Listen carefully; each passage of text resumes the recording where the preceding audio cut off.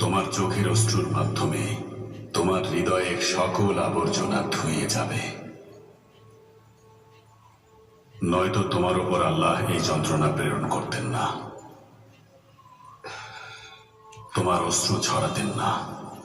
যেমনটা কুরআনুল কারীমে তিনি বর্ণনা করেছেন, আল্লাহ মানুষের মনের ধরন সবচেয়ে ভালো বোঝেন। তোমার কর্তব্য কখনোই আশাহীন না হওয়া। যে পানি তুমি পান করো, যে অশ্রু তুমি ছড়াও, সবই আল্লাহর রহমত।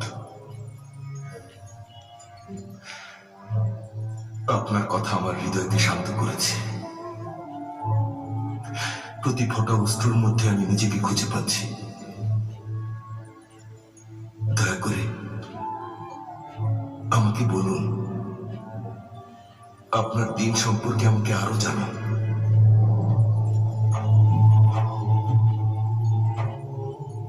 আমাদের দিনের মধ্যে নিরাশ হওয়ার সুযোগ নেই। আল্লাহর পথে তুমি যতদিন থাকবে, জুলুম করা এবং গুনাহ করা থেকে ততদিন বিরত থাকবে। তোমার হাতে সবসময় কোনো না কোনো একটা উপায় থাকবে। আমাদের দ্বীন ইসলামের দরজা যারা মন থেকে চায় তাদের জন্য সবসময় খোলা।